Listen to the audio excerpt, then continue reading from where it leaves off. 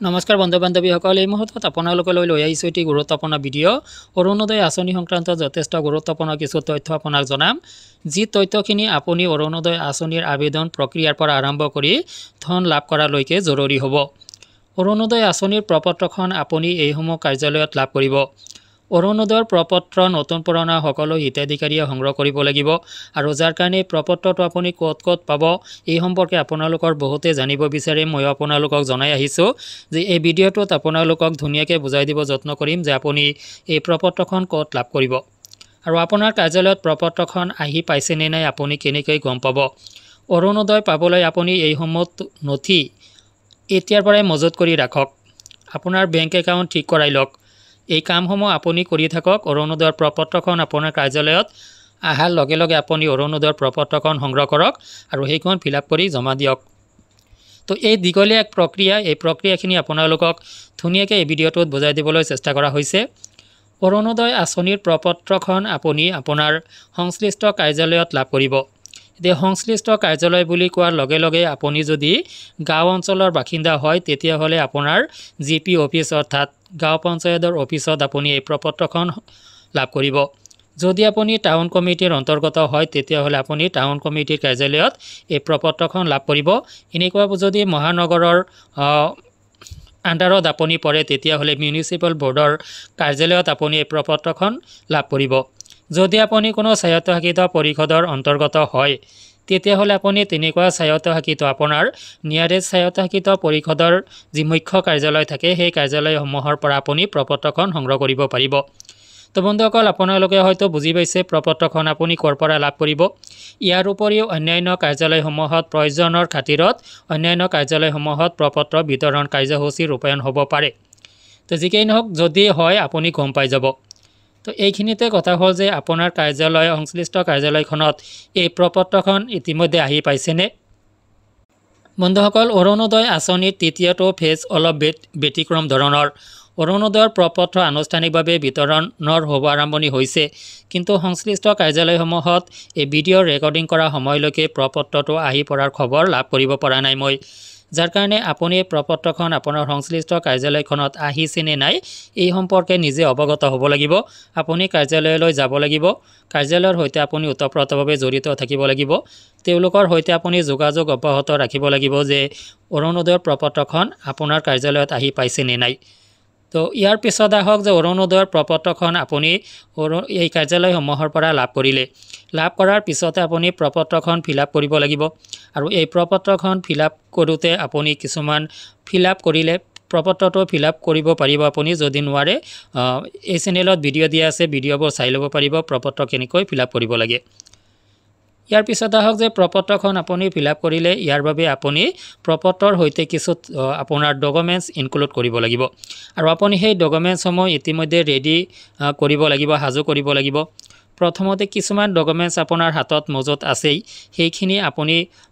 সেইখিনিলৈ চিন্তা কৰিবলগীয়া একো নাই। আপোনাৰ হাতত থকা কিছুমান ডকুমেণ্টছো অৰুণোদয় আঁচনিৰ কাৰণে ইনভেলিড হ'ব পাৰে, সেইখিনি আপুনি চাব লাগিব। ফৰ এক্সাম্পল আপোনাৰ বেংক একাউণ্টটো। তো এইখিনিতে আহক যে আপোনাৰ বাবে এখন Aadhaar card, PAN card, voter ID এইবিলাক ডকুমেণ্টছ আপোনাৰ প্ৰত্যেকৰে আছে, গতিকে এইসমূহ ডকুমেণ্টছ আপুনি মজুত ৰাখক। ইয়াৰ পিছত আপোনাৰ এখন ৰেচন কাৰ্ড যদি আছে তেতিয়াহ'লে আৰু ক'বলগীয়া একো নাই। আপুনি ৰেচন কাৰ্ডটো থাকিলেই বাৰ অৰুণোদয় আঁচনি লাভ কৰিব ডেফিনেটলি।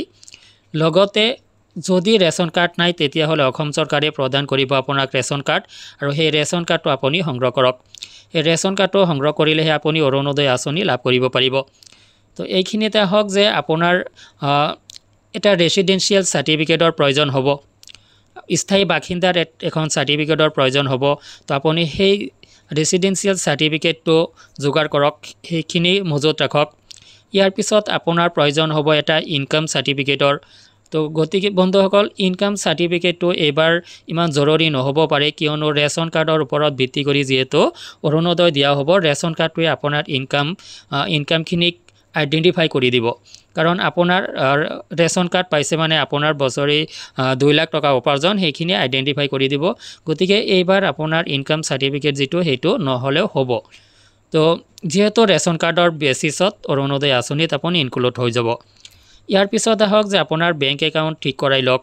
আপোনাৰ বেংক একাউণ্টটো আৰু কিয় ঠিক কৰাব লাগে আপোনাৰ বেংক একাউণ্টটো ঠিকেই থাকে কিন্তু বহুতৰে বেংক একাউণ্ট ঠিক থাকে শেষত গৈ অৰুণোদয় আঁচনিৰ ধনখিনি নাপায় এই তথ্যখিনি আপুনি গুৰুত্ব সহকাৰে বুজিবলগীয়া আছে যে আপোনাৰ বেংক একাউণ্টটো ঠিক আছে মই বা কোনোবাই আপোনাৰ বেংক একাউণ্টত ধনখিনি পঠিয়াই দিলে আপোনাৰ বেংক একাউণ্টলৈ যায় আপুনি ট্ৰেনজেকশ্যনো কৰি আছে তো ইয়াৰ পিছতো আপুনি অৰুণোদয় আঁচনিৰ ধনখিনি নাপাব পাৰে বহুতে নাপায় ইয়াৰ কাৰণটো হ'ল যে যিকোনো এটি স্কিমৰ ধন আপুনি অৰুণোদয় বুলি কোনো কথা নহয় চৰকাৰী আঁচনিৰ ধনসমূহ আপুনি আপোনাৰ বেংক একাউণ্টত ডাইৰেক্ট বেংক ট্ৰেন্সফাৰৰ জৰিয়তে লাভ কৰে প্ৰত্যক্ষ হস্তান্তৰৰ জৰিয়তে আপুনি লাভ কৰে ইয়াত থাৰ্ড পাৰ্টি জড়িত নহয় যাৰ কাৰণে আপোনাৰ বেংক একাউণ্টটো আপোনাৰ প্ৰত্যক্ষ হস্তান্তৰ যোগ্যতাপূৰ্ণ হ'ব লাগিব অৰ্থাৎ যাক আমি ডিবিটি এনেবল বুলি কওঁ গতিকে আপোনাৰ বেংক একাউণ্টটো ডিবিটি এনেবল হ'ব লাগিব ডাইৰেক্ট বেংক ট্ৰেন্সফাৰ এই সিস্টেমত থকা হ'ব লাগিব আপোনাৰ বেংক একাউণ্টটো যদি নাই আপুনি বেংকত গৈ বেংকৰ কৰ্মকৰ্তাসকলক এই সম্পৰ্কে অৱগত কৰক তেওঁলোকে আপোনাক এখন ফৰ্ম দিব সেই প্ৰপত্ৰখন আপুনি বেংকত ফিলআপ কৰি জমা দিয়াৰ লগে লগে আপোনাৰ কিছুদিনৰ ভিতৰত আপোনাৰ বেংক একাউণ্টটো ডিবিটি এনেবল হৈ যাব তো এনেকুৱাভাৱে আপুনি কেৱল অৰুণোদয় নহয় চৰকাৰী যিকোনো আঁচনিৰ ধন পাবলৈ আপোনাৰ বেংক একাউণ্টটো ডিবিটি এনেবল হোৱাটো দৰকাৰ একান্ত প্ৰয়োজন নহ'লে আপোনাৰ ধনখিনি আপোনাৰ বেংক একাউণ্টত জমা নহ'ব তো ইয়াৰ পিছত আহক যে বহুতৰে বেংক একাউণ্ট এনেকুৱা হৈ আছে যে ইনএক্টিভ হৈ আছে এক্টিভ হৈ থকা নাই লেনদেনৰ অভাৱত বা যিকোনো কাৰণত আপোনাৰ বেংক একাউণ্টটো ইনএক্টিভ কৰি ৰখা হৈছে আৰু এই ইনএক্টিভ একাউণ্ট এটাত আপুনি অৰুণোদয় আঁচনিৰ ধনখিনি নাপাব যাৰ কাৰণে আবেদন কৰাৰ পিছতো আপুনি অৰুণোদয় আঁচনিৰ ধনৰ পৰা বঞ্চিত হ'ব লাগিব সেইকাৰণে আপোনালোকক এবাৰ কৰা হৈছে ভিডিঅ'টোৰ জৰিয়তে যে এটো জেড তথ্য আপুনি জানি লওক এটো জেড নথি আপুনি সম্পূৰ্ণ শুদ্ধকৈ মজুত কৰি ৰাখিবলৈ যত্ন কৰক তো আপোনাৰ বেংক একাউণ্টটো যদি এনেকুৱা হৈছে এইটো এই কাৰণেই হ'ব পাৰে যে আপোনাৰ বেংক একাউণ্টটো আধাৰ লিংক হোৱা নাই বা আপোনাৰ বেংক একাউণ্টটোত KYC কৰা হোৱা নাই যদি KYC কৰা নাই আপুনি বেংকলৈ গৈ একেদিনাই KYC আৰু সেই দিনাতে আপুনি ডিবিটি এনেবল প্ৰপত্ৰ এই দুয়োটা কাম একেদিনে আপুনি কৰি আহিব পাৰিব বেংকত গৈ আৰু বেংকত গৈ এই প্ৰপত্ৰ দুটা আপুনি ফিলআপ কৰি জমা দিয়া হওক আপোনাৰ বেংক একাউণ্টটো এক্টিভ হ'ব লগতে ডিবিটি এনেবল হ'ব আপুনি অৰুণোদয় আঁচনিত এইবাৰ আপোনাৰ বেংক একাউণ্টটো এটাচ কৰিব লগে লগে অৰুণোদয় আঁচনিৰ সম্পূৰ্ণ প্ৰক্ৰিয়া সমাপন হোৱাৰ পিছত আপোনাৰ বেংক একাউণ্টত যি প্ৰাপ্য ধন আপুনি সেইখিনি লাভ কৰিবই যদি ইয়াৰ ব্যতিক্ৰম হৈছে তেতিয়াহ'লে কিন্তু আপুনি বিমূৰত পৰা পৰিলক্ষিত হ'ব আপোনাৰ বেংক একাউণ্টত ধনখিনি নোসোমাব যাৰ কাৰণে আপোনাক কোৱা হৈছে যে আপুনি এই নথিসমূহ অৰুণোদয় আঁচনিত আবেদন কৰাৰ আগতেই মজুত কৰি ৰাখক যদি কিবা অসুবিধা আছে সেই ডকুমেণ্টছটোত কিবা ভুল আছে কিবা এৰৰ আছে আপুনি ঠিক কৰাই লওক তাৰপিছত আপুনি অৰুণোদয় আঁচনিত আবেদন কৰক হয়তো আপুনি অৰুণোদয় আঁচনিৰ ধনখিনি লাভ কৰিব তো বন্ধুসকল ভিডিঅ'টো আপোনাৰ বন্ধু বান্ধৱীলৈ শ্বেয়াৰ কৰি দিব যদি কিবা তথ্য বুজি পোৱা নাই কমেণ্ট কৰি জনাব আজিলৈ এৰিছোঁ ধন্যবাদ